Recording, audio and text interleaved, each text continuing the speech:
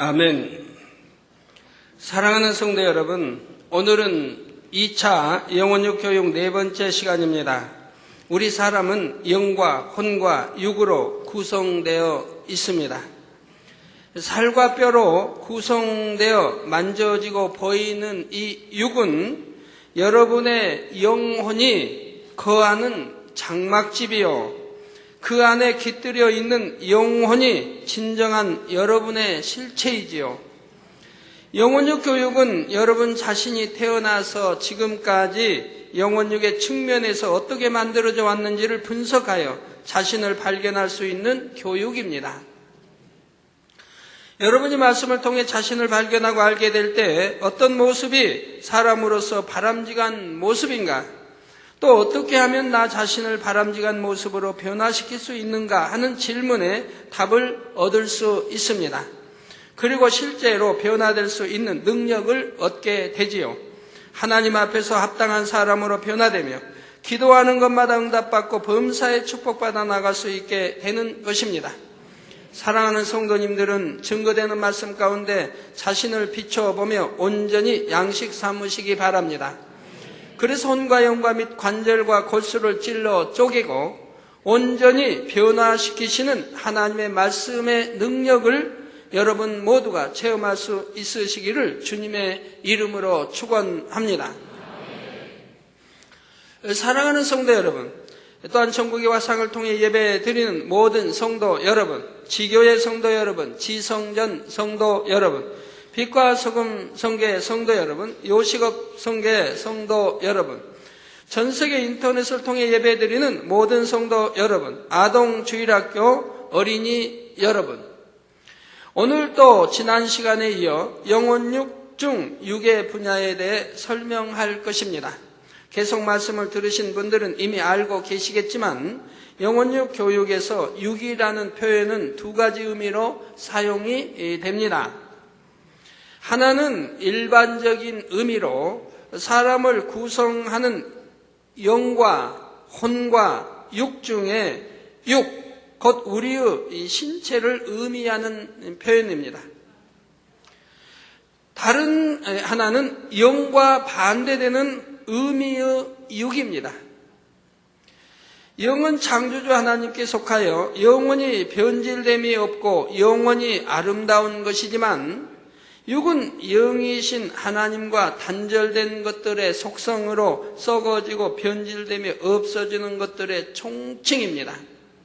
자, 이런 것을 잘 기억하셔서 똑같이 육이라고 말해도 어떤 때는 어떤 의미로 사용하는 것인지, 또 여러분이 성경을 읽으셔도 어떤 때는 고기육을 표현하는, 이런 육을 표현하는 것인지, 어떤 때는 영에 속한 영의 반대인 육을 표현하는 것인지를 이해하시면서 읽어야 됩니다. 앞뒤를 성경을 읽으시면 다 이해가 되게 되어 있습니다. 또 단에서 육이 나올 때도 여러분 분별해서 어떤 육을 지금 말씀하는지를 또 분별하시면서 들으셔야 되겠고요. 지난 시간에는 창조주 하나님께서 사람을 지으신 이유를 우리가 알아서 사람의 본분을 쫓아 살아가야 한다 했습니다. 그런데 수많은 사람들이 있을 때 어떤 사람은 자신의 도리와 본분을 잘 지켜나가는가 하면 그렇지 못한 사람들도 많이 있지요.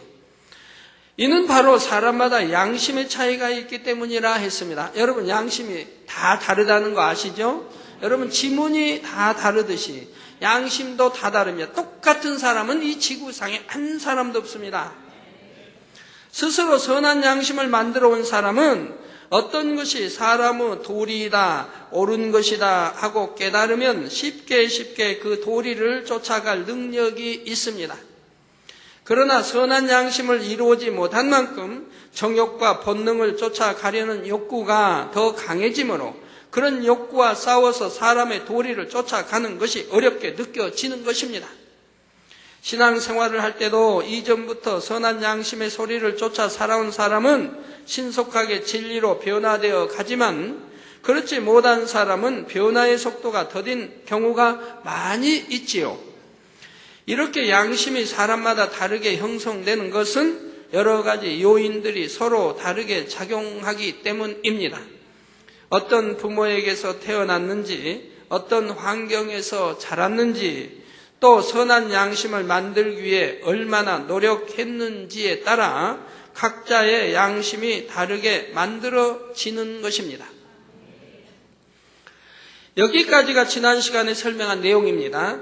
오늘은 사람이 성장하는 과정에서 사람의 본분을 쫓아 행하기 위해 필요한 것들을 좀 더 구체적으로 살펴보도록 하겠습니다.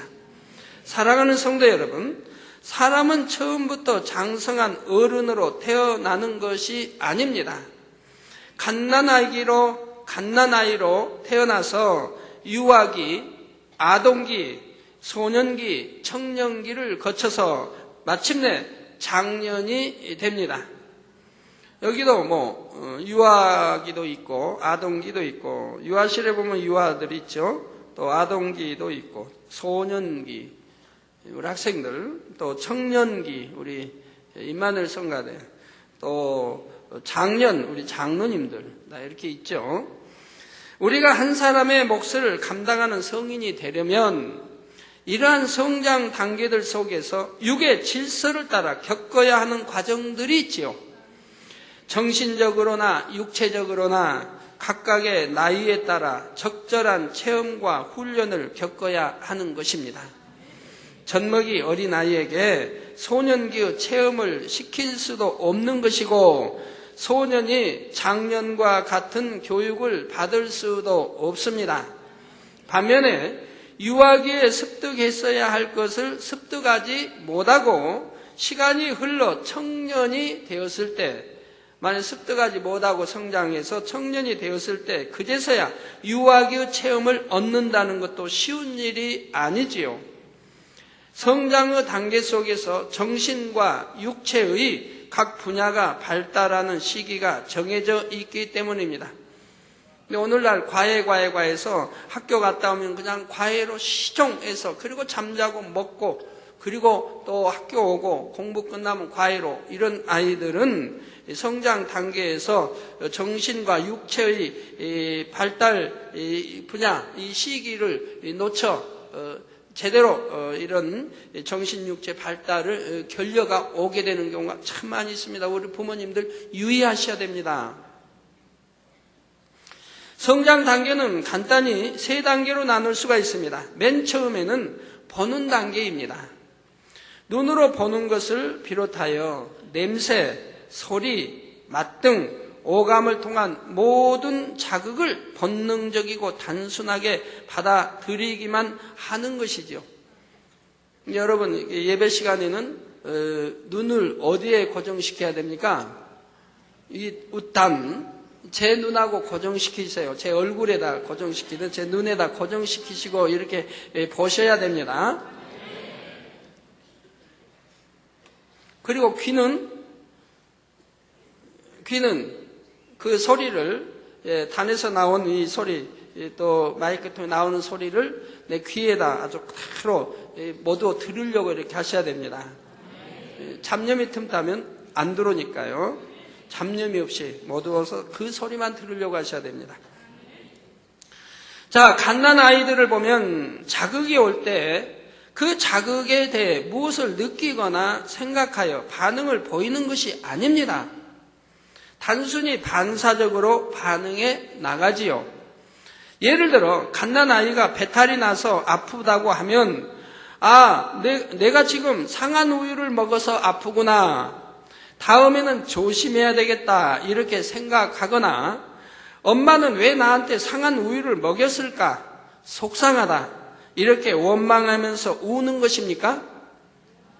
단순히 아픔이 오니까 그 고통에 반응하여 우는 것뿐입니다. 그 밖에도 뜨거움과 차가움, 불편함과 아픔, 배고픔과 목마름, 포근함과 안락함, 따뜻함, 이런 것들을 하나하나 접하면서 본능적으로 반응을 하는 것이죠.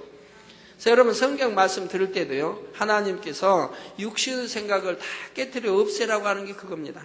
다 깨트려 없애고 단순히 눈으로 저를 바라보고 귀는 이 말씀에 오직 집중하여서 아멘 하고 다 받아들여 양식 삼으면 여러분은 신속하게 영으로 들어갈 수 있는 거예요. 그런데 육신의 생각을 동원해서 유아 아기처럼 그냥 이렇게 참 해야 되는데, 아이가 성장해서 소년기가 청년이 되면 이제 여러 가지 반응을 보이잖아요. 그같이 여러분 육신의 생각에 반응해서 하나님 말씀을 받아들이기 때문에 아멘이 잘 안 나오고, 또 생각하다가 은혜 놓치고 은혜를 못 받고, 이런 여러 가지 경우가 생깁니다. 그 생각 속에 사로잡혀 신앙생활 하니까 영으로 들어가질 못하는 거예요. 그래서 육신의 생각 깨뜨리라는 거예요. 깨뜨리고 그래야 성령의 음성을 듣는 거예요. 이 육신의 생각이 있기 때문에 못 들어요. 이게 없어야 성령의 음성 인도 주관을 받고 아버지 하나님과 교통을 이루게 되는 거예요. 너무 쉬운 진리인데도, 너무 쉬운 진리인데도 이걸 어렵게 받아들이는 분들이 있으니 참 안타까운 일입니다. 예, 그래서 보는 단계가 지나면 다음에는 느끼는 단계에 들어갑니다. 오감을 통해 체험한 것들에 대해 나름대로의 느낌을 갖게 되고, 그 체험과 느낌을 기억 속에 담아 나가는 것이지요. 느끼는 단계가 지나면 행하는 단계가 있습니다. 보고 듣고 체험하며 느낀 것들을 기반으로 자신이 생각하고 의지를 동원하여 여러 가지 일들을 결정하고 행해 나가는 것이지요. 그러니까 유아기 때는 이런 게 느낌인데, 유아기에서 이제 아동기로 성장하면서 이제 눈으로 보고 듣는 것들이 이제 느낌으로 해서 입력이 하나하나 되어가지 않습니까? 만약에 탁 하고 뺨을 맞았다. 그러면 아주 이제 유아기 때는 이게 왜 내가 아픈지 몰라요. 여기 와서 탁 맞아서 아픈지 모르고 그냥 아프다. 그래서 앙 하고 운다 이 말입니다. 근데 유아기를 지나면서 바로 이제 아동기가 되면 눈으로 보자. 손이 와서 이렇게 오면 벌써 그 전에 느낌이 있어서 아프다는 거 압니다. 체험해 봤어요. 그래 눈으로 보고 이렇게 또 귀로 듣고, 그러면서 손이 벌써 탁 오면 반사적으로 피할 줄도 압니다. 아프다는 거 아니까, 맞아서는 안 된다고 하는 거 아니까. 왜? 이미 맞아보니까 아팠습니다. 그래서 손으로 맞으면 그 아픔이 어떻다 하는 것이 느낌으로 입력이 되어 있습니다. 세게 때리면 조금 더 아프구나. 이게 이제 느낌이, 가만히 때리면 이건 살짝 때리면 조금밖에 안 아프고, 이게 느낌이 와가지고 입력이 되어진다 이 말이에요. 그래서 오감을 통해 체험한 것들에 대해 나름대로의 느낌을 갖게 되고, 체험과 느낌을 기억 속에 담아나가는 것이라 이 말입니다. 느끼는 단계가 지나면 행하는 단계가 있습니다. 보고 듣고 체험하며 느낀 것들을 기반으로 자신이 생각하고 의지를 동원하여 여러 가지 일들을 결정하고 행해 나가는 것입니다. 만약에 손이 탁 가니까 이제 이미 느낌을 입력이 됐죠. 그러니까 행하는 단계가 오죠. 손이 탁 하면 벌써 피하는, 이것도 행함이죠. 이거 맞으면 아프니까 벌써 피한다 이 말이에요. 그래서 이렇게 행하는, 이게 뭐 하나 탁 하면 또 행하는 단계가 있어요.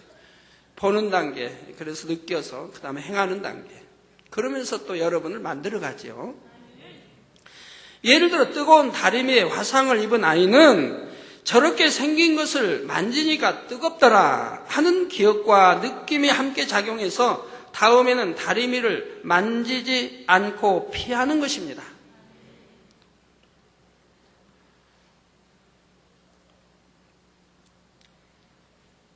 어떤 아이들이 다리미질하면, 옛날에는 시골에서는 다 그 다리미질을 하죠. 오늘처럼 그러면 아이들이 정말 귀여워서 항상 만지려고 합니다. 만지려고.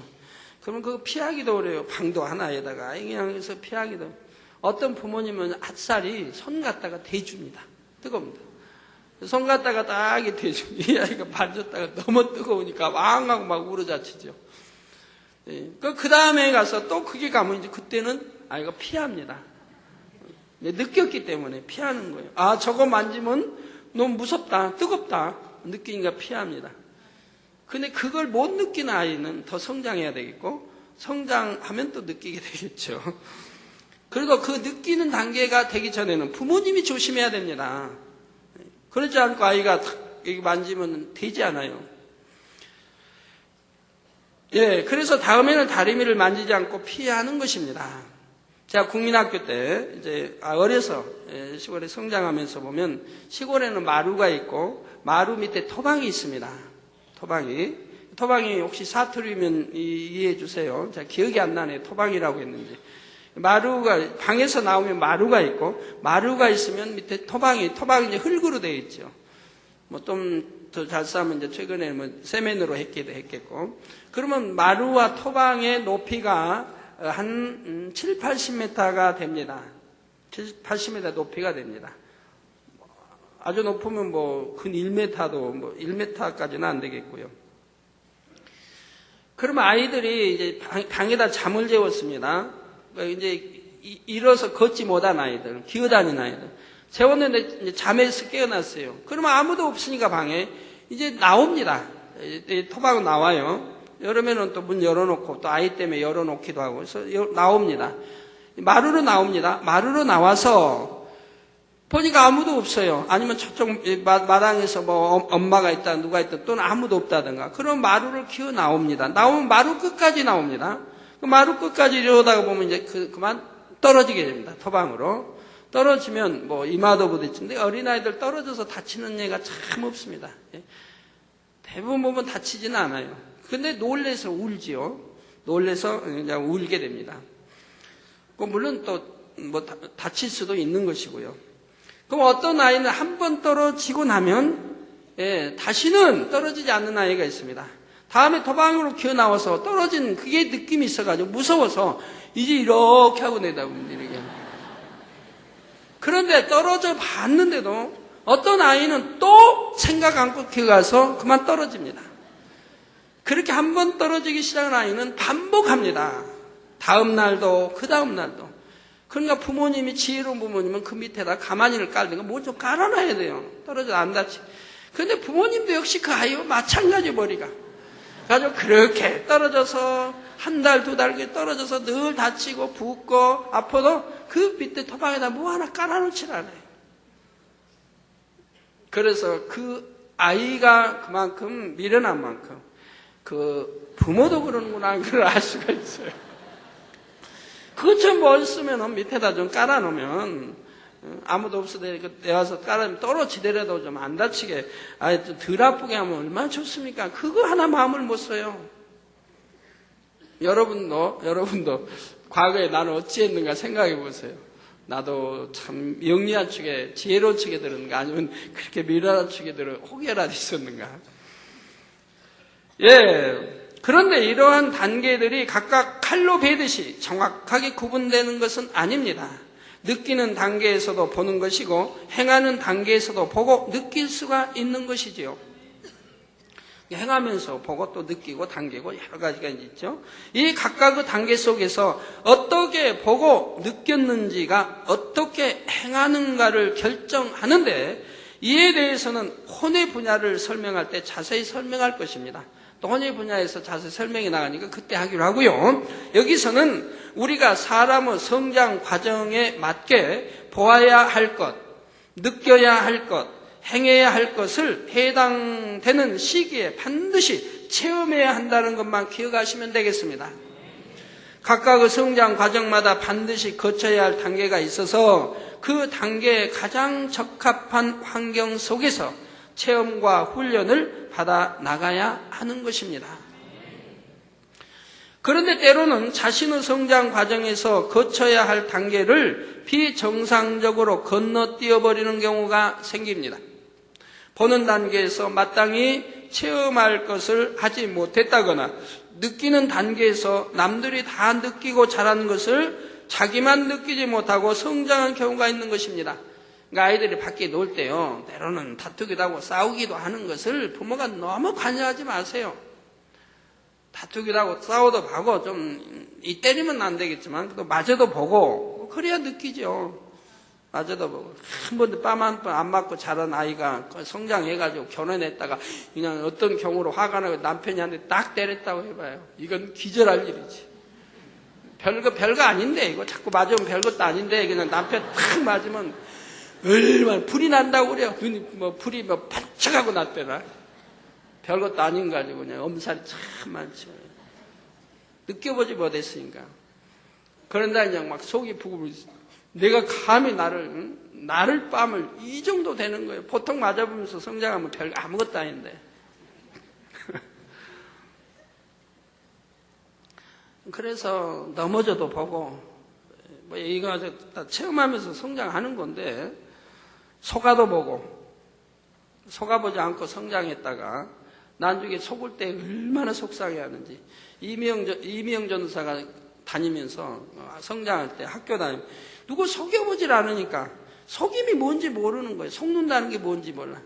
그러다 고등학교 졸업하고 누군가, 친구 누구한테 한번 속아봤나 봐요. 와, 집에 와서 참, 못 견디 하더라고요. 속은 거에 대해서. 왜? 체험이 없이 성장했어요. 누굴 속여보질 않았으니까. 그러다 속임을 당했는데 이해를 못하는 거고, 이해를. 그래서 제가 설명해 준 적이 있습니다만은. 예, 느끼지만 성장교가 생기는 것입니다. 이렇게 되면 나이를 먹고 어른이 되었다 해도 문제점이 발생하게 됩니다. 다른 사람들에 비해서 뭔가 부족하고 결여된 면이 생기는 것입니다. 예를 들어 사람이 보편적으로 갖춰야 할 지적인 능력, 육체적인 능력 등이 결여되거나 정서적으로 일반적인 사람들과 동떨어진 감정 상태를 갖게 되기도 하죠. 전 사람을 쓸 때요, 교회 쓸 때 누구나 믿고 쓰려고 합니다. 예, 속마음은 하나님만 아세요. 대충 인상 보고도 안다고 그러죠. 인상이 험악하면 저 사람 무섭게 생겼다. 근데 인상이 험악해도 아주 선한 사람이 있어요. 또 주 안에서 변화돼가지고 인상은 험악해도 아주 선한 사람이 있고, 인상은 그냥 우락부락한데도 마음이 고운 사람이 있고 온유한 사람이 있어요. 그러니까 표현, 얼굴만 보고도 몰라요. 또 행동 보고도 몰라요. 행동은 그냥 거친데 그래도 온유한 사람이, 마음이 선하게 하는 사람이 있어요. 성장 과정에서 그렇게 된 거지, 뭔가 결여된 거지, 마음은 고운 사람이 있고. 그러니까 저는 누구를 사람을 쓸 때 그냥 그 말을 주로 받아들이고, 그리고 믿으려고 하고, 믿고 쓰려고 해요. 그 쓴 다음에, 그 다음에는 감시를 안 해요. 뭐 감시하고, 누가 속이고 이거 안 해요. 왜? 놔둬요. 네, 그러면 이제 세월이 지나면서 드러납니다. 그 사람의 정체가 드러난다고요. 안 좋은 말로 하면, 주 안에서 하면 그 사람 중심이 드러나는 거예요. 그래갖고 선한지 악한지, 정말 진리의 사람인지 아닌지, 거짓말하는 사람인지 아닌지, 속이는 사람인지 아닌지, 나쁜 사람인지 좋은 사람인지가 드러납니다. 드러나요. 그러면 그때는 마음 놓고 쓸 수가 있죠. 마음 놓고 교제하고, 마음 놓고 사랑을 주고받고, 그리고 마음 놓고 이제 상대를 아는 만큼 서로 믿고 신뢰하며 하나님의 일을 해나갈 수가 있습니다. 그런데 처음부터 판단 정지하면 안 되죠. 이제 같이 일해보면서 드러나는 거예요. 그러니까 상대가 나를 속일까 염려 안 해요, 저는. 왜? 속였다. 드러난 게 감사한 거예요. 저 사람은 속이는 사람이구나. 나를 누가 배신했다. 크게 고통받지 않아요. 처음에는 크게 고통받아. 이제는 그게 훈련됐어요, 아버지 앞에. 아버지 설명을 듣고. 사람은 속이는 사람도 있고, 거짓되고 간사한 건 다 있으니, 이걸 분별할 때, 분별하는 방법도 분별했을 때, 속았다고 해서 고통받을 일이 없고, 배신당해도 고통받을 일이 없고, 왜? 사람은 그렇다, 이 말. 속이는 사람, 거짓말, 여하튼, 배신하는 사람, 간사한 사람, 나 배신하지 않는 사람, 선한, 다 있다, 이 말. 그게 이제 분별에 드러난 것 뿐이라, 이 말. 드러났으면, 그 다음에는 내가 어떤 사람을 써야 할지, 어떤 사람과 하나 돼야 할지, 어떤 사람과 같이 일해야 할지, 어떤 사람을 믿을 수 있는지, 신뢰할 수 있는지, 그리고 어떤 사람에게 진정 사랑을 줘야 할 사람인지가 나타나게 됩니다.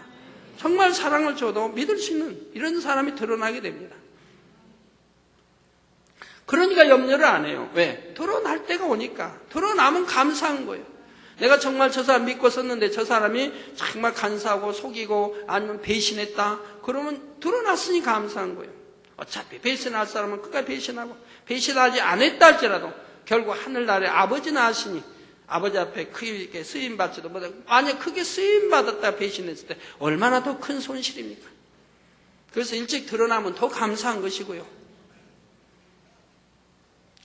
자, 그래서 정서적으로 일반적인 사람들과 동떨어진 감정 상태를 갖게 되기도 하죠. 이런 것들을 통틀어 육체의 결여라고 합니다. 예를 들어 어머니의 사랑 가운데 섬세하게 보살핌을 받으며 자랐어야 할 나이에 그러지 못한 사람들은 정서적으로 신경질적이고 불안정한 경우가 많습니다. 불우한 환경에서 학대받으며 자란 사람들은 나중에 잔인한 심성이 되어 생명체를 학대한다거나 자기 스스로를 학대하기도 합니다. 또 남의 눈치를 너무 보기도 하고요. 다 그렇다는 건 아니에요. 오히려 그런 환경에서 자기를 더 잘 만들어가는 사람도 있으니까요. 드물게. 또 아이들 때는 또래의 친구들과 함께 자라면서 서로 어울리면서 교감하고 때로는 갈등을 겪으면서 사회성을 키워나가야 합니다. 친구 사이에 배신도 당해보고 배신 안 당한 친구들만 사귀면 좋겠지만 친구 안에는 배신하는 친구도 있고 나쁜 친구도 있다 이 말입니다. 당장 사귈 때는 다 좋아 보이지만 이제 세월이 흐르면서 그 내 속마음이 드러날 때가 있다 이 말이에요. 예를 들어 참 친하게 이렇게 자란 친구가 니꺼 내꺼 없는 친구가 어떤 이성관계에 눈이 떠서 내가 누구를 사랑했더니 그 친구도 그를 좀 사랑하게 됐다는 거 좋아한다나 그래가지고 나중에 막 시기 질투가 이제 드러나기 시작하면 언제 저 친구가 저런 그렇게 믿고 서로 그냥 다 줄 줄 알고 그냥 생명까지 줄 수 있는 친구인 줄 알았더니 자기 속에 시기 질투가 나오면 얼마나 무섭게 돌변하는 걸 본다 이 말이에요. 그런 친구는 오래 사귈 친구는 아니라 이 말입니다.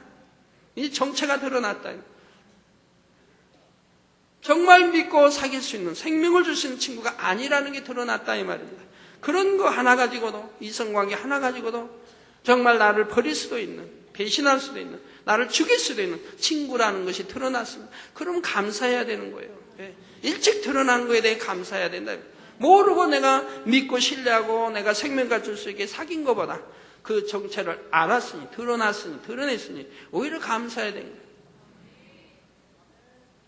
그러지 않고 끝까지 믿었다가 나중에 크게 당하는 것보다 일찍 드러나 알게 된 거에 감사해야 되는 거예요. 그런데 뭐 속상해 할 필요가 없어요. 사람 안에는 그런 사람, 저런 사람, 이런 사람 다 있으니까요. 그래서 갈등을 겪는 사회성을 키워나가야 합니다. 이때 과잉보호를 받아 적절한 체험을 하지 못한 사람은 나중에 인간관계가 원만하지 못한 경우가 많지요. 자기중심적인 사고나 이기적인 심성으로 굳어져서 다른 사람들로부터 따돌림 받는 사람이 되거나 사회생활에 적응할 능력이 떨어지는 것입니다. 제가 우리 성도님 가운데도 이제 그런 아이를 봅니다. 수년 전부터 지켜보는데 어떤 아이 굉장히 유약하게 아이가 성장합니다. 몇 년 전부터요. 이 부모가 이 아이를 너무너무 유약하게 나약하게 자라도록 키워갑니다. 그래서 이 아이를 예를 들어 업고 다니는데 뭐 온도가 뭐 한 10도 됐다 7, 8도 10도 돼도 이 아이는 얼굴이 안 보입니다. 얼굴이. 부모가 그냥 꽁꽁 칭칭 동염해가지고 등에다 업고 동염해가지고 바람 한 점 안 들어가게 하고 다닌다.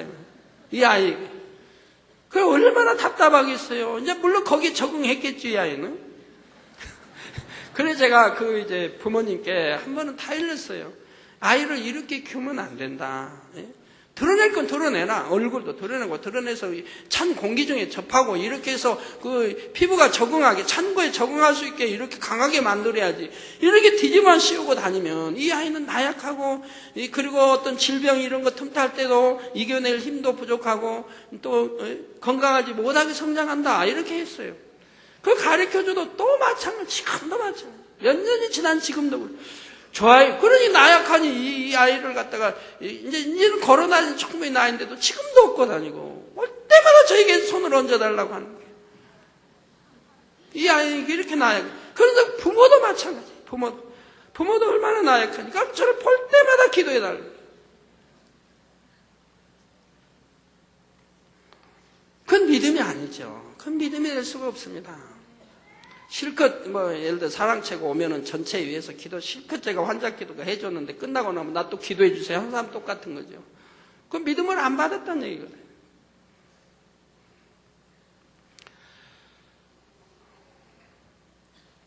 그래서 다른 사람들로부터 따돌림 받는 사람이 되거나 사회생활에 적응할 능력이 떨어지는 것입니다.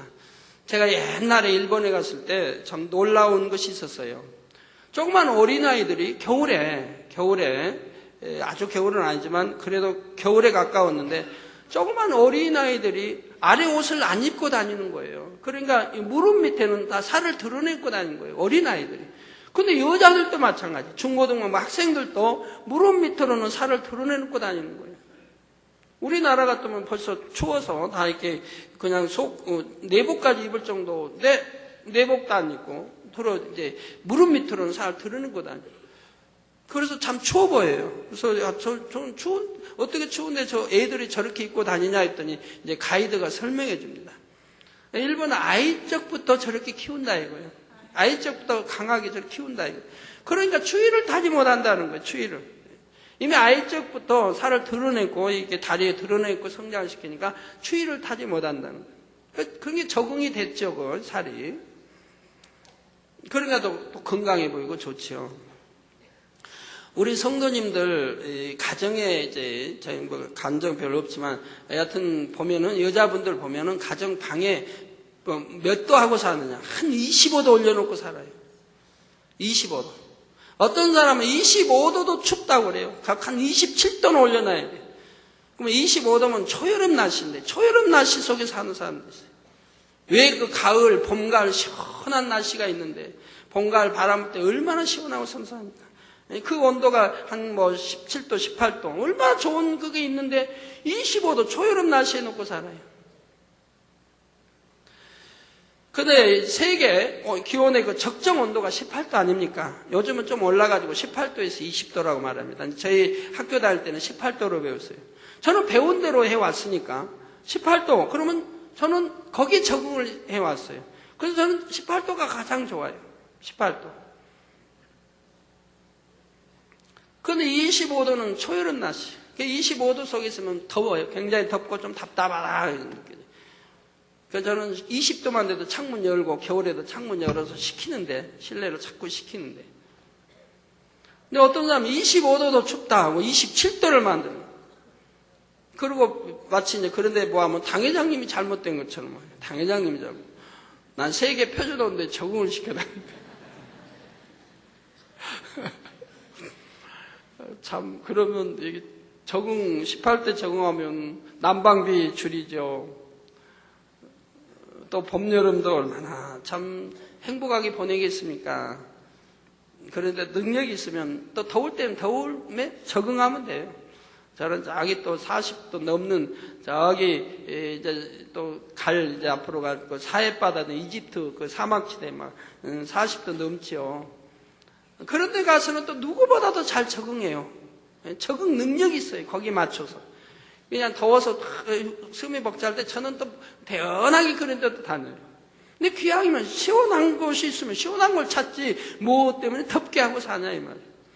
그런데 뭐 여성들입니다. 다는 아니겠지만 그렇게 더운 데다가 또 방 밑에는 뭐 전기장판 뜨뜻한 전기장 꽂아가지고 또 뜨뜻하게 자는 거예요. 그러면 제가 참 답답하겠다. 이 더워서 어떻게 자느냐 그러면 이게 건강에 좋대나요? 여자는 뭐 해가지고 뭐 아기를 낳고 해가지고 뭐 해서 또 이래야 좋대나 건강에. 그런데 결혼 안 한 처녀는 또 그냥 그렇게 한 사람도 많이 있고요. 그냥 그렇게 해요. 그 사람 또 뭐라고 변명할지 모르겠어요. 자기 몸도 육체도 자기 몸도 이런 환경에 또 어떻게 내가 적응시키냐에 따라서 거기에 맞춰가는 것입니다. 또 과잉 사랑으로 인해서 육체의 결례가 생기는 경우도 있습니다. 자기 힘으로 해야 할 나이에 부모님이 씻겨주고 입혀주고 먹여주며 오냐 하면서 키운 아이는 유약하고 의존적인 성품으로 자라나게 됩니다. 그리고 독립성이 결여됩니다. 담대함도 결여되고 독립성도 결여되고요. 그래서 당연히 스스로 해야 하는 일들도 다른 누군가가 대신 해주기를 바라는 것입니다. 이렇게 자라면서 육체의 결여가 생긴 사람들은 세상에서 성공하거나 인정받기도 힘들게 되지요. 예를 들어 남들은 다 시간 맞춰 학교나 직장에 가는데 육체의 결여가 있으면 조금만 피곤하고 힘들어도 쉽게 지각하고 결석하는 일이 잦아지는 것입니다. 그래서 어떤 사람 국민학교 6년 동안 개근한 사람도 있잖아요. 6년 동안 한 번도 결석하지 않는 사람. 우리 이제 학교 다닐 때 보면. 그래갖고 이제 졸업 때 상 주죠. 또 어떤 사람은 1년 동안 결석 한 번도 안 하는 사람. 6년 동안 결석 한 번도 안 하는 사람 대단하죠. 어떤 사람은 1년 내에 보면 결석이 그냥 여러 번. 지각도 여러 번. 결석 많이 한 사람 지각도 자주 하죠. 그렇게 성장하면 많은 분야에 결여되지 않겠습니까? 자기 마음을 지배하고 다스리는 것도 결여되고 질서도 결여할 것이고 남에게 약속이나 이런 신용에도 결여될 많은 분야에 결여가 됩니다. 자기를 지키지 못하고 자기 마음을 지키고 다스리지 못하고 자기 행동을 지키고 다스리지 못하기 때문에 많은 분야에서 결여가 나온다 이 말이에요. 그래서 예배 시간에 지각하는 사람은 그 사람은 노상 또 지각하는 거 볼 수 있잖아요. 저도 한 번 했다 하면은 이해가 되겠네. 한 달에 한 번씩 한 달에 이렇게 하는 사람은 그 사람은 거기에 또 결여가 되어 있는 거예요. 성장 과정에서도 그렇고. 그리고 반드시 이유가 있으니까. 교통이 막혔습니다. 뭐가 있습니다. 하고 이유가 있어요. 지각 안 하는 사람은, 아예 지각 안 하는 사람은 이유 자체가 없어요. 있을 리가 없죠. 지각 안 했으니까. 남들은 어떻게든 자신을 쳐서 복종시키며 인정받을 만한 실력을 쌓아가는데 놀고 싶고 자고 싶은 것을 참지 못하는 것입니다. 자신을 속이고 해치려는 악한 사람들을 만나도 대처할 능력이 없게 되는 경우도 있지요. 육체의 결여가 있는 것을 스스로도 느끼므로 범사에 자신감이 없어지고 담대함이 사라집니다. 그래서 여러분 참 겉으로 보기엔 담대한 것 같은데 저기 공원에 가서 무슨 바이킹을 탄다, 청룡열차를 탄다 하면 의외로 그냥 겁 많은 사람이 있어요. 비명을 막 지르고 쫙 거기서 죽어는 곧 죽는 사람처럼 비명적 그냥 공포에 질려가지고 그 사람은 이제 내려와가지고 한참 제정신을 차려야 돼. 누워서 안정을 취해. 저도 공포증이, 고소공포증이 옛날에 있거든요. 하나님 영접하기 전에. 그래서 그런 게 높은 산에 가서 보면 인다든가 있는데, 하나님 영접하고는 그런 게 다 사라졌어요. 왜? 스스로 생각을 해보니까, 뭘 청룡열차 탄다, 바이킹 탄다 하면, 야, 이거 타는데 내가 무서워할 이유가 뭐가 있는가? 케이블 갔다가 높이 올라가면 무서워할 이유가 하나도 없다. 무서워하면 바보다, 오히려. 더군다나 하나님 믿는 사람이, 내가 타는 이 순간에 이게 고장나서 떨어질 일은 없는데 떨어지지 않게 돼 있으니까 타는 건데 또 설령 내가 탔을 때 고장이 나가지고 작동이 잘못돼 떨어지고 이 염려는 바보다 이 말, 바보.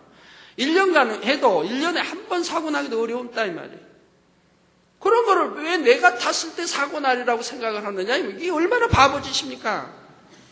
그럼 떨어질 염려 없고 기계 고장날 염려 없고 그리고 재미있다 생각하면 재미있게 탔으니까 쫙 올라가니까 재밌다. 또 딱 떨어질 때는 그냥 하체가 없는 것 같아. 양다리.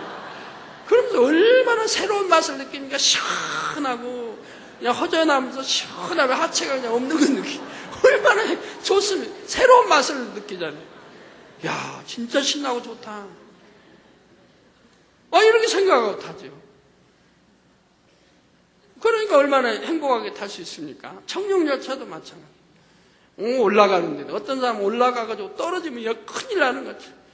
그냥 올라갈 때는 천천히 올라가고 떨어질 때는 그냥 내려가도 떨어질 염려 없고 거기서 떨어져 나갈 염려 없고 안전벨트 있고 그리고 사고 날 염려 없이 안심하고 타세요.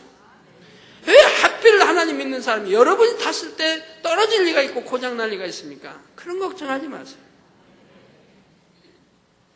또 이런 거 큰 거 이렇게 천천히 도는 거 그냥 큰 거 있죠. 이렇게 천천히 올라가는 거. 어떤 사람도 그거 걱정하는 사람이 있어요. 저거 못한대. 왜 저건 어지럽지도 않고 천천히 올라가니까 저거 올라갔다 저 공중에 가서 스톱해보면 어떡하냐. 기계 고장 내려오지도 못하고. 어떤 사람은 더 걱정은 그러다가 기계 고장 나고 저 높은 데서 그냥 스톱했다가 탁 떨어져 보면 죽는다는 거. 그래서 못한다는 거. 아이고 참.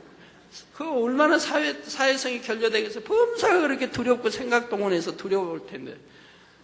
햇빛 자기가 탔을 때 왜 스톱을 하리라고 생각하고 또 탔을 때 왜 떨어지리라고 생각해. 그냥 잘 돈다고 생각해. 그래서 높이 올라가면 올라갈수록 더 높은 데서 다 내려다 보니까 너무 좋겠다.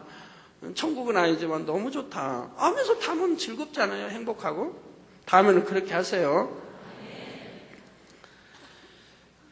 네, 그래서 육체의 결례가 있는 것은 그 뭔가 그게 또 결례가 있는 거죠. 어디서 공포증을 느꼈다든가. 그래서 수영 못하는 사람 보면 꼭 변명이 나옵니다. 진짜인지는 몰라도 해외 선교 가다 보면 이제 가서 수영하잖아요. 바다에 들어가고 가면 수영 못하는 사람 꼭 이유가 있습니다. 왜? 어려서 물에 빠졌다는 거예요. 물에 빠져가지고 죽을 뻔했다 구해주고 꼭 그런 말이 나와요. 그래가지고 무서워서 물을 못 들어가고 그래서 수영을 안 배웠다고. 그게 다 진짜 같지는 들리지 않아요. 왜 너나 없이 그런 말을 하니까. 수영 못한 사람이 변이니까 말.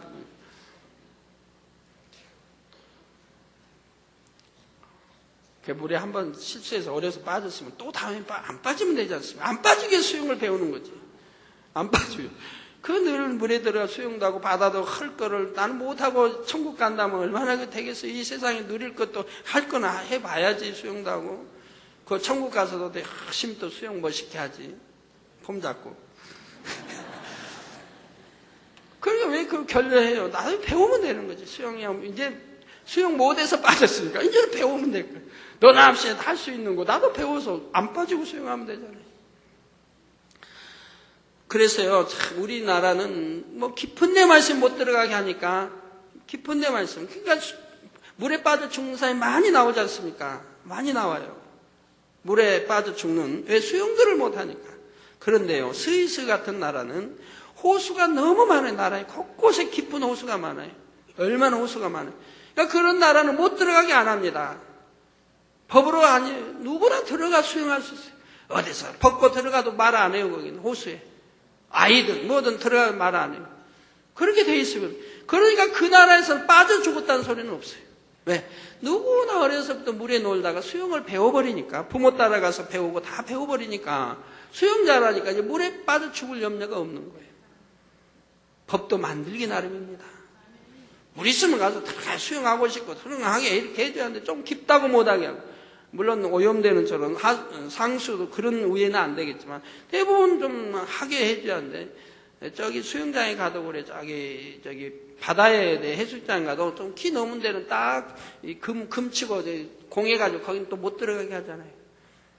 그러니 우리나라 참 그러니까 세계 금메달 따기는 어려울 것 같아. 월드컵 금메달 따기는. 딴 사람 있나요? 수영에? 월드컵에? 동양 말고 아마 이거 힘들 것 같아. 자, 그래서 육체 결례가 있는 것 스스로 느끼고 범사에 자신감이 없어지고 담대함이 사라집니다. 이런 사람들이 어떻게 세상에서 인정받고 성공할 수가 있겠습니까? 그러니 이처럼 적절한 성장 과정을 거치지 못해 육체의 결례가 생길 때는 그 사람의 인생에 심각한 결과를 초래할 수도 있는 것입니다. 어릴 때는 남보다 뛰어났던 아이들이 성장하면서 육체의 결례가 생겨서 뛰어난 자질을 잃어버리는 안타까운 경우도 있지요. 전에도 잠깐 예를 들어 드렸지만 우리나라에 유명한 천재 소년이 하나 있었습니다. 1살 때 천자문을 떼고 영어 회화를 합니다. 여러분 생각해 보세요. 사실입니다. 1살 때 천자문을 떼고 영어 회화를 했다 이 말입니다. 또 3살 때 대학 수학 과정을 공부했습니다. 3살 때 대학 수학 과정. 그래서 미분 적분도 3살 때 시로 써냈다 이 말이에요. 그래서 발표했어요. 신문에 났어요. 3살 때 미적분을.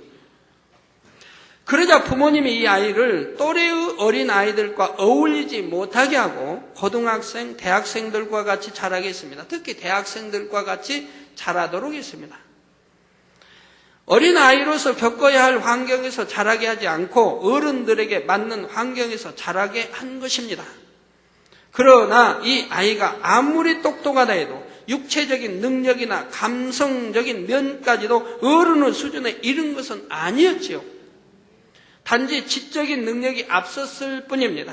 그런데 부모들은 이 아이를 단지 똑똑하다는 이유만으로 어른들이 겪어야 할 환경 속에 있게 한 것입니다. 아이가 자기 나이에 거쳐야 할 단계를 거칠 수 없게 만들어버린 것이죠, 부모님이. 그 결과가 어떻게 되었을까요? 사람들은 이 아이가 세계적인 인물이 되어서 나라를 빛나게 할 것이라 기대했지만 결과는 전혀 그렇지 못하게 되었습니다. 그때 언론이나 하는 사람들이 이 아이는 이제 세계 최고의 과학자가 된다. 그래서 우리 이제 이 발명도 하고, 그래서 뭐 우리나라의 최고의 세계의 과학자로서 우리나라 크게 기여할 아이로 그렇게 믿었습니다. 그래서 언론도 늘 그런 쪽에서 보도를 했고요. 그러다가 너무 언론, 방송, 신문에 타다가 이제 한 번은 의견들이 나왔죠. 이북에서 이 아이를 가만두지 않을 수 있다. 이북에서. 그래서 이 아이를 이제 죽일 수가 있으니까 더 이상 언론에 투각시키지 말고, 이렇게 해서 이제 여론이 나온 적이 있습니다. 그리고 나서 언론이 잠잠해졌습니다. 자, 시간이 지나면서 천재 소년에 대한 기억은 사람들의 뇌리에서 사라졌습니다.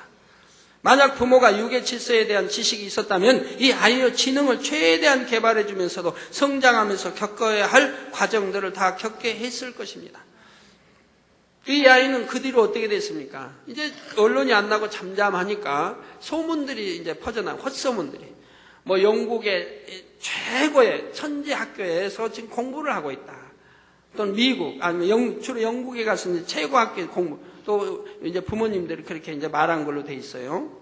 근데 그게 사실입니까? 아닙니다. 사실이 아니었습니다. 그 아이는 집에 갇혀 살았습니다. 자, 그랬다면 사람들의 기대와 같이 세계적인 인물로 자랄 수도 있었을 텐데 참으로 안타까운 일이죠. 우리 성장 과정을 놓쳐버렸으니까요.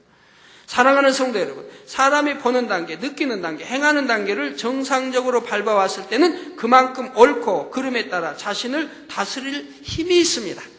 옳은 것이 무엇인지를 배우면 자신의 생각과 행실을 다스려서 옳은 쪽을 택하여 행할 수 있는 능력이 있는 것입니다. 그래서 사람이 속아도 봐야 되고 배신도 당해보고, 그래서 배신의 아픔을 알므로 나는 배신하는 자가 되지 않아야겠다 하는 것이고, 속아봄으로 속은다는 것이 얼마나 마음 아픈 일이고, 손해본 나는 누구를 속이지 않아야겠다 이렇게 또 다짐하고 성장하는 것이고요. 한 번 속으면 두 번 속지 않게 되고요.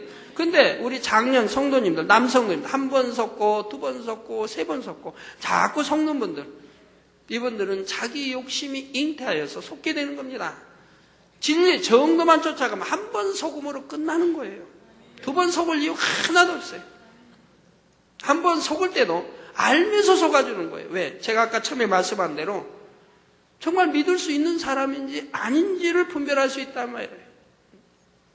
믿을 수 있는 사람인지 아닌지, 약속을 지키는 사람인지 아닌지, 신뢰할 수 있는 사람인지 아닌지, 그래서 내가 장차 저와 함께 해야 할 사람인지 아닌지, 믿고 같이 일해야 할 사람이 아닌지를 분별할 수 있게 됩니다.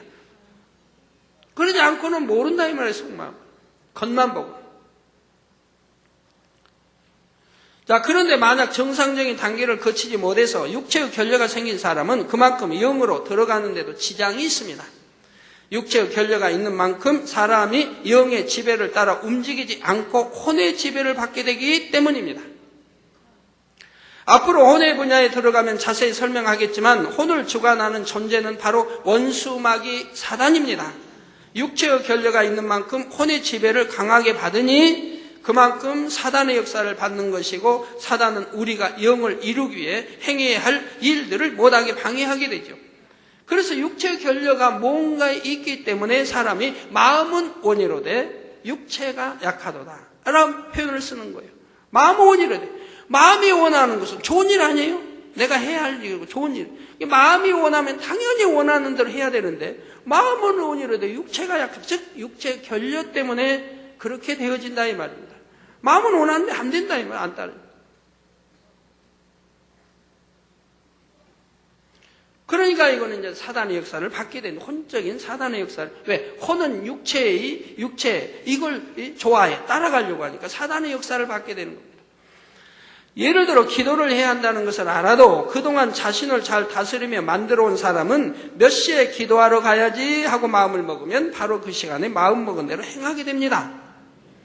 부르짖어 기도하면서 마음을 모으려고 하면 쉽게 마음이 모아져서 깊은 영의 기도를 할 수가 있고요. 그런데 육체의 결례가 있는 사람은 자신이 정해놓은 시간이 되어도 기도하러 가기가 싫어집니다. 어떤 분야 육체 결례를 낳았다 하면, 예를 들어 텔레비전을 너무 좋아하고 연속극을 너무 좋아해서 거기에 빠져들어 심취해 들어갔다 한다면 다음 프로가 궁금해가지고, 아우 다음에 지금 뭐가 어제 이렇게 해서 이렇게 끝났는데 오늘 어떻게 될까 하고 궁금해가지고 거기에 아무 유익도 되지 않은 거에 마음을 뺏긴다. 그래가지고 그 육체가 그걸 따라준다 이 말. 그것 쪽으로 끌어간다 이 말. 그러니 마음은 원이로 돼 못한다고 한다 이 말이에요. 그래서 텔레비전을 보던 것을 마저 보고 싶고 집에 누워 좀 쉬고 싶어서 기도하기로 정한 시간이 되어도 계속 미루기만 합니다. 또 기도하기 위해 마음을 모으려고 해도 잡념이 계속 떠오르는 것을 제어하기가 어려운 것입니다. 우리 학생들이 공부 못하는 이유가 여러분 자녀들이 공부 못하면 그 잡념 때문에 가장 이것이 요인인 거예요. 머리 갖고 IQ가 나쁘고 그거보다도 잡념이 가장 공부 방해하는 요인인 거예요. 그러면 똑같이 A와 B 학생이 똑같이 5시간 책상 앞에 앉았습니다. 그런데 한 학생은 A라는 학생은 5시간 동안 집중해 공부했습니다. 그러면 그만큼 진도가 나갔을 것이고 어떤 학생은 5시간 앉아 있는데 1시간 집중하여 공부하고 4시간은 잡념 속에 있었습니다. 그러면 1시간 공부대 5시간 공부하는 비교할. 그러니 그만큼 성적이 뒤질 수밖에 없지 않아요. 부모가 볼 때는 열심히 하는 것 같지만은 성적이 오르지 않아요. 열심히 공부하는 거예요. 그래서 그냥 과일도 깎아주고 맛있는 거 좋아하는 것도 해주고 이렇게 해주고 하는데도 공부 못해. 이 학생은 방에서 공부하는 것 같아도 대부분 잡념 속에 있다 이 말이에요. 그러면 그 잡념을 제거하면 될 거 아닙니까? 그 잡념이라고 온 게 어디서? 비진리에서 물러왔는데 진리 안에 오는 것은 잡념이 아닌 거예요. 비진리에서 왔는데 그 비진리가 뭐냐? 예를 들어 성장하다가 중학생이 고등학교 들어가서 성장하다가 이성관계에 눈이 떴습니다. 학생은 공부에 전념해야 하는데 쓸데없는 이성관계에 눈을 떴어요. 학생은 여자를 보니 마음이 그냥 끌리고 여자는 남자를 끌리고 서로 이성관계에 눈을 뜨면서 이렇게 들어갑니다. 그 다음에 보니까 그냥 마음이 울렁거리고 어쩌고 그냥 또 보고 싶고 꿈속에도 나타나고 밥 먹을 때도 나타나고 책상 앞에 공부하는데 그것만 어른거리니 내일 또 어떻게 만날 수 있을까 더군다나 만났다 하면 더 문제가 크지요. 만나서 더 느꼈으니까 다음엔 또 만나고 만나기 위해 이제 작전을 펴고 어떻게 만나고 다 대화는 어떻게 하고 또 자주 만나면 어떻게 자주 만나고 어디 장소에만 맨날 이것만 또 궁리해가지고 그게 공부가 되겠어요? 집중해 공부할 시간에 그 잡념 속에 사로잡혀 4시간을 보냈으니까 1시간밖에 공부 안 했으니까 성적은 떨어질 수밖에 없죠. 이렇게 잡념을 가져다주는 요인들이 다 있다면 그 외에도 많은 잡념. 이 학생들이라면 그냥 분별할 수 있잖아요. 내가 무슨 잡념이었는데 이거 무엇 때문에 왔는가? 그 원인을 분석해서 그 잡념을 제거해버리면 된다. 제거해버리면. 아까 공포도 마찬가지잖아요. 공포. 그런 거 하나도. 내 잡념인 거죠, 잡념. 공포, 정말 공포스럽지 않은데 내가 생각 속에 입력이 되어 있고 그렇게 느낌으로 입력되어 있기 때문에 느끼는 거 아닙니까? 정말 높은 데 내다보면 아찔하고 어지러워지나요? 높은 데 내다보니까 어지럽대요. 곧 떨어질까 어지럽대요. 진짜 어지러워요? 그러면 누가 여러분 딱 눈 이렇게 감고 생각을 못해요. 눈을 안 보면 생각을 못해요. 감고 여러분은 몰래 그냥 높은 데 올라간 거 아닌 것처럼 딱 자는 새에 옮겨가지고 딱 이렇게 누가 받쳐주고 하고 있다고 해봐요. 이렇게 눈을 안 쳐다보고. 그럼 어지러울까요? 안 어지러워요. 지금 평인 줄 안다 이 말이에요. 바닥인 줄 안다 이 말이에요. 거기 높은 데 와서 이렇게 있는 거 모른다 이 말이에요. 그리고 눈 감아놨으면 안 어지러워요. 근데 다시 풀어서 또 보게 해요. 그럼 금방 어지러워져. 진짜 어지러워지는 게 아니죠. 그렇게 내가 육체 결렬을 낳았고 뭔가 그렇게 만들어진 이유가 있는 것이고 이런 걸 해소시켜버리면 어지럽지 않을 것 가지고. 자, 그 밖의 것들도 마찬가지입니다. 성경을 읽고 예배를 드리는 것도 그렇고 말씀대로 순종하여 변화되는 것도 육체의 결례가 없는 사람은 마음에 정한 대로 행하기가 비교적 쉽습니다. 미워하지 말라, 교만하지 말라, 낙심하지 말라, 사랑하라, 겸손하라, 기뻐하고 감사하라 이런 말씀들을 배울 때 그냥 아멘 하고 순종하면 속히 영으로 들어갑니다. 그런데 꼴꼴 따지고 내 생각이 안 맞다 어쩌다 그냥 따지고 당회장님은 생활이 왜 저런가 자기 생활 너무 안 맞아.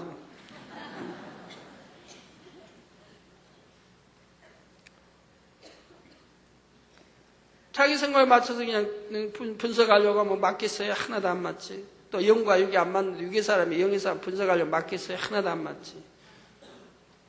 그러다 보면 은혜 다 놓치고 믿음 아멘도 못하고 그 은혜가 될 리도 없고 그렇게 10년 신앙생활에도 왔다 갔다 하는 신앙생활이지 영으로 들어가지 못해요.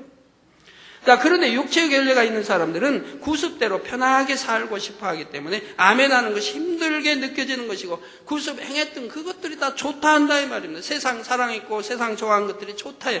그래서 어떤 사람 전도할 때 보면 그런 사람 있잖아요. 아이고 나 교회 가면 술도 끊고 담배도 끊어야 한다는데 나 술 끊고 담배 끊고는 못 산다고 그러잖아요. 밥은 굶어도 나 담배 안 피고는 못 산다고, 술 끊고는 못 산다고 하는 사람, 그게 전도가 되겠습니까?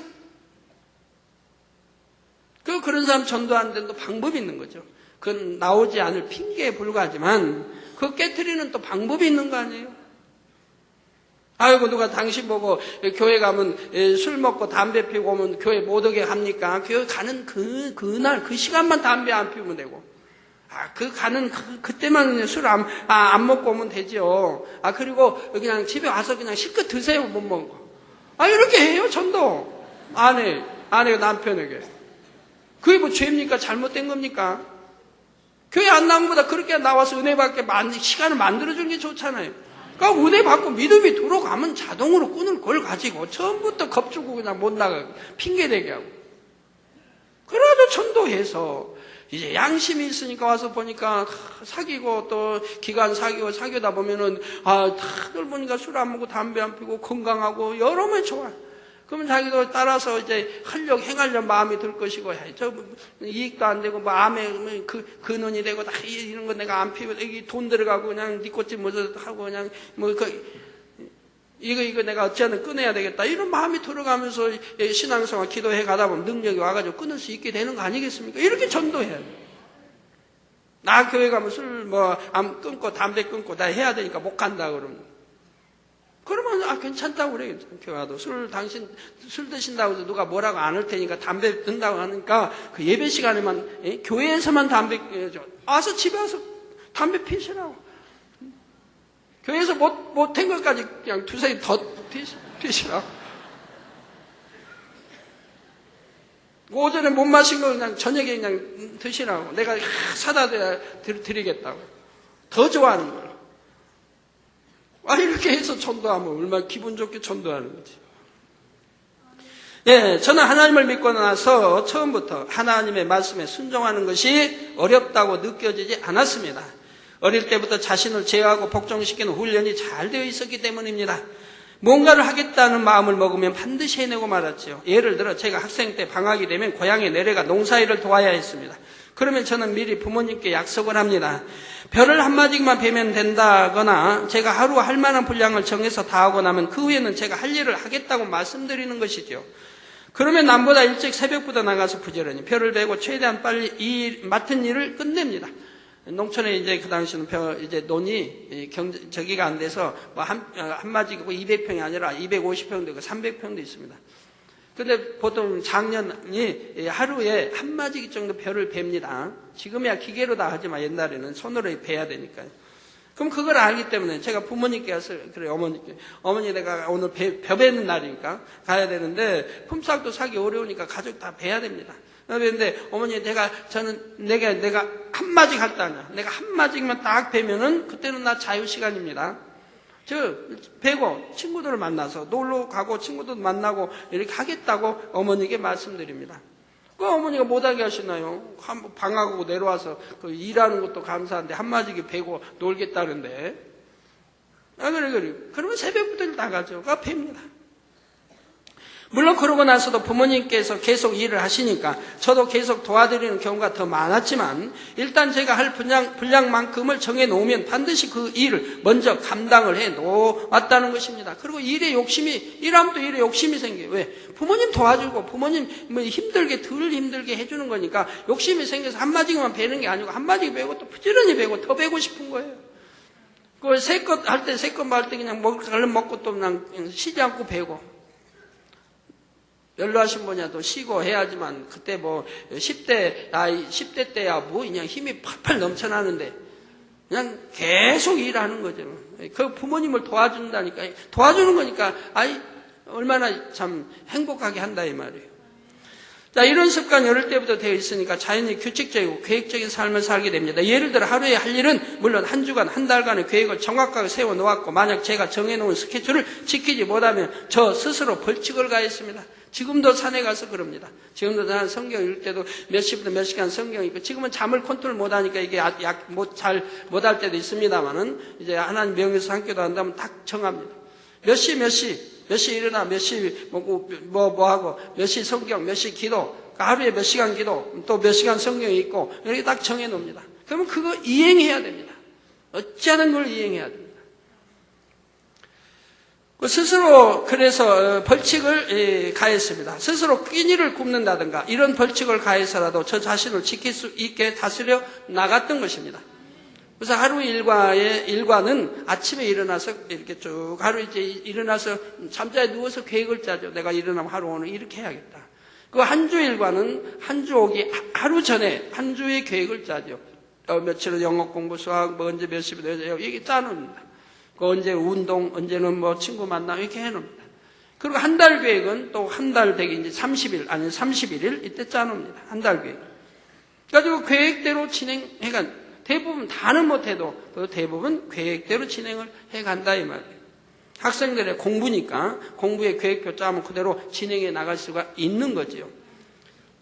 그런데 이제 저희 때는 이제 겨울 되면요 방이 춥잖아요. 시골에는 불 때에도 초저녁은 따뜻하고 새벽에는 이제 식어서 추워집니다. 또 이제 서울 도시에 있을 때 방에 이제 연탄 한 장 가지고 하루에 한 장을 떼니까요. 그러니까 불문을 막아놔서 불길이 확 들어가질 않아요. 아끼느라고 하루에 한 장을 떼니까. 그러니까 방에 항상 싸늘해 있는 거예요. 뜨겁지는 않아요. 방이 싸늘해 있어요. 춥죠. 차지만 않지 싸늘한 거예요. 근데 그 안에서 겨울에 이불도 뭐 별거 아닌 덥고 이제 밤에 자면 웅크리고 자죠. 추워가지고 웅크리고 겨울에는 너무 떨고 추워서 웅크리면서 자는 거예요. 그래가지고 새벽에 이제 4시에 주로 일어나야지 학교 다닐 때니까 4시에 이렇게 일어나려고 하면 이게 안 되는 거예요. 이제 밤 12시에 자고 또 잠을 제대로 못 자고 추위 속에 있다가 4시에 일어나면 잘 안 되는 거예요. 그러면 저는 제게 약속을 해요. 4시에 딱 일어나는데 만약 4시에서 1분 어기면 어떤 체벌을 가하고 만약 2분 어기면 어떤 체벌을 가하고 이게 정해놨어요. 그러니까 세 사람도 4시에 일어나야 돼요. 그럼 4시에 일어나기 전에 한 몇 분 전에 이제 쉬죠. 지금 내가 10시면 일어난다. 하나, 둘, 셋, 넷 가지고 10 하면 그냥 일어나게 돼 있어요. 왜? 내가 10시에서 안 일어나면 내가 내게 대한 체벌을 가하는 거예요. 다른 사람이 해주니까 내가 정했으니까 뭐 그거 못 지킬 게 뭐 있습니까? 만약 11에서 일어났다면 내게 대한 체벌을 가하는 거예요. 거기에 대한 어떤 기합을 받는다. 내가 하는 거예요. 그러니까 지킬 수밖에 없게 내가 나를 컨트롤해 갔어요. 그러니까 4시 되면 아무리 추워도 일어나게 돼 있고 못 일어나면 하나 둘 세는 거예요. 일어나기 전에 하나 둘 10시만 일어나겠다. 딱 근데 못 세면 또 거기 체벌. 4시 지나면 체벌. 이렇게 나를 컨트롤해 가니까 자동으로 그냥 기계처럼 움직여지게 이렇게 되었증이 마음을 지배하고 다스리게 이렇게 습관을 들여왔다 이 말입니다. 이렇게 저 자신을 만들어 왔기 때문에 하나님을 믿고 나서도 신앙생활을 하기가 너무 쉬웠지요. 버리라, 하지 말라, 지키라, 행하라 이런 말씀들을 배운 대로 명심하여 순종할 수가 있었습니다. 그러니 빠르게 죄악을 벗어버릴 수 있었고 믿음이 쑥쑥 성장해 나갈 수 있었던 것이지요. 성도 여러분, 여러분은 스스로를 어떻게 만들어 오셨는지 말씀을 통해 자신의 모습이 조명되시는지요? 만약 여러분에게 어떤 육체의 결례가 있어서 그동안 말씀대로 행하는데 장애가 되었음을 알았다면 이제 어떻게 해야 하겠습니까? 나는 결례가 있어서 영으로 들어가기 어렵다면서 그냥 체념해서는 안 됩니다. 지금부터라도 여러분 자신의 결례된 부분을 채워나가야 하는 것이지요. 가장 중요한 것은 불같이 기도해서 하나님의 은혜와 능력을 받는 것입니다. 그리고 여러분 자신이 작은 것 하나부터라도 성령의 소욕을 쫓아 순종하여 행할 수 있도록 노력해 나가는 것이 매우 중요합니다. 이렇게 노력해 나갈 때 처음에는 변화가 더딘 것처럼 보일 수도 있습니다. 그래도 낙심하거나 포기하지 않고 다시 기도하고 또 다시 노력하면 시간이 지나면서 점점 변화되어 가는 것입니다. 육이 혼의 지배를 받아서 사단이 원하는 대로 행하는 것이 아니라 혼과 육이 모두 영의 지배를 받아서 하나님께서 원하시는 대로 행할 수 있게 되는 것입니다.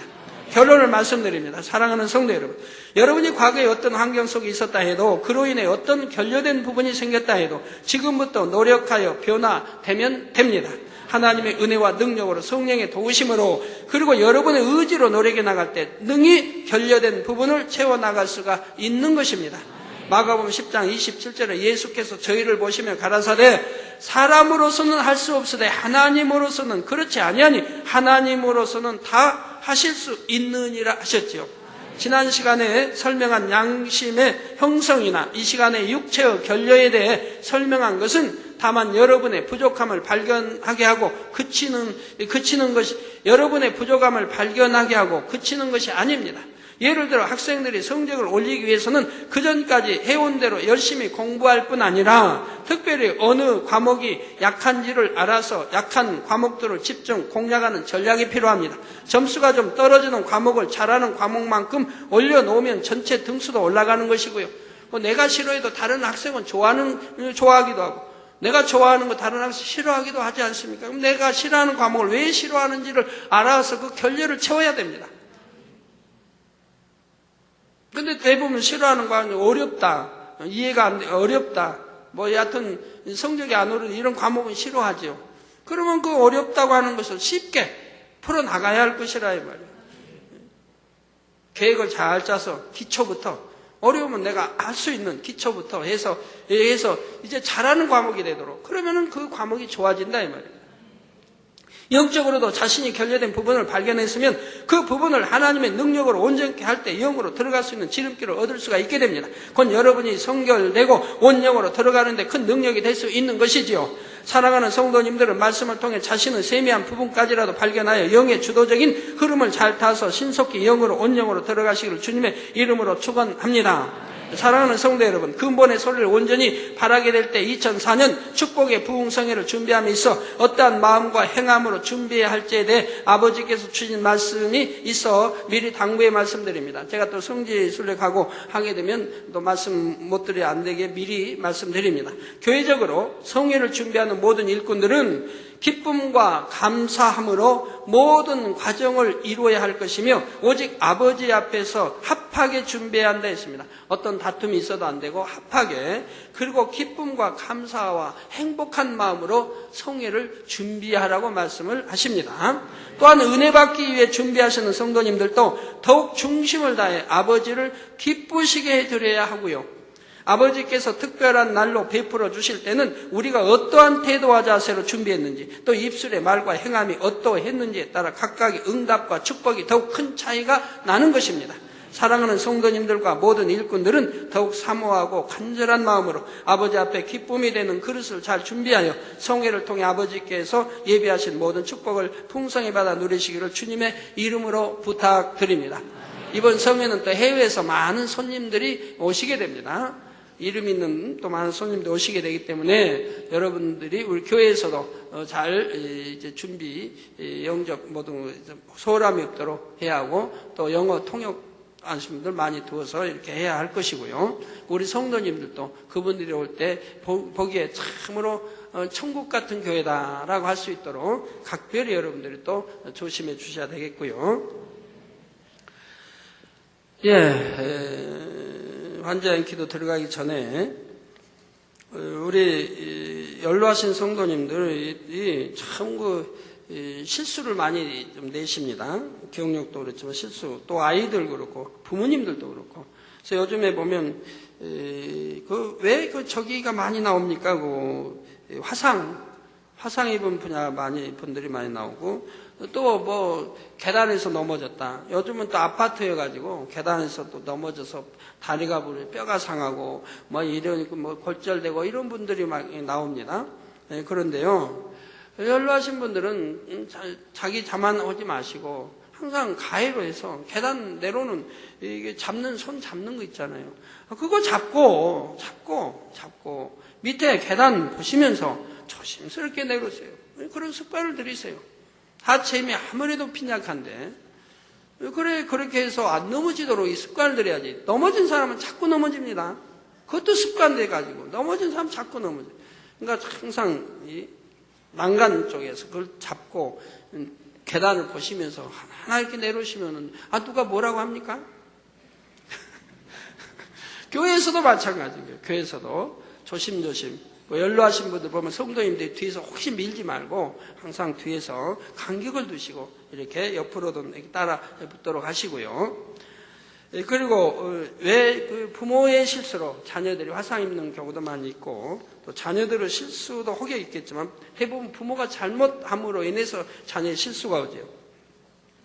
저희는 여자 9세대 김수정, 김경애 집사 여 1대 2교구입니다. 커피물 끓이다 끓인 물을 손에 들고 있다가 실수로 수정이 목 주위로 떨어뜨렸습니다. 이건 부모의 실수네요. 그 사고로 좌측 귀, 목, 볼 주위에 화상을 입었습니다. 대교구장님 기도받고 바로 화기가 물러가고 당회장님 기도받고 호전되어 신속히 치료받았습니다. 지금은 흉터 없이 깨끗이 치료되었습니다.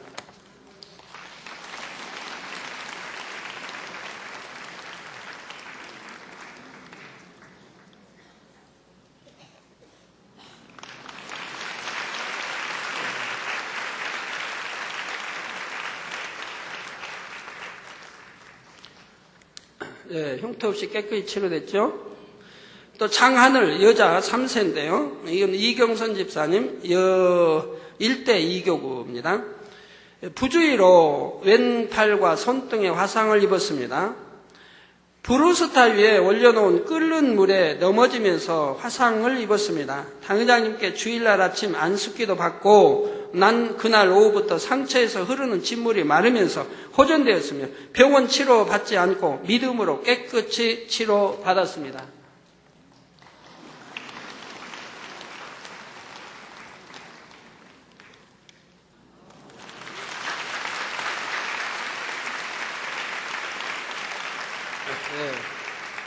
또 저기도 흉터 없이 깨끗하게 치료받았죠.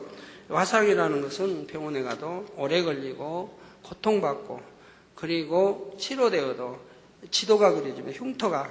근데 우리 하나님 주 안에서는 고통도 안 받고 아프질 않으니까 열도 없고 기도받으면 다 화기 사라지니까 이걸 뭐라고 설명할겠습니까?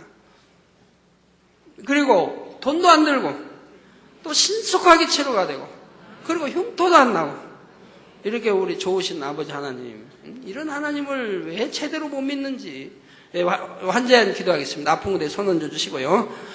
아버지 하나님 친히 안수해 주옵소서. 머리에서 발끝까지 오장육부 뼈마디 신경조세포 안수해 주시며 성령의 불로 태워 깨끗하고 강건케 축복해 주시 원합니다. 시공간을 초월하여 역사해 주옵소서. 예수 그리스도 이름으로 명하노니 하늘 공중 곳에 잡아 악영들아 물러가라. 그의 사자들도 물러가라. 이 땅에 악한 영 더러운 영 거짓 영 간사하고 이간이 미혹한 어둠아 물러가라. 빛이여 임하라. 성령의 감동감아 충만함을 입으라.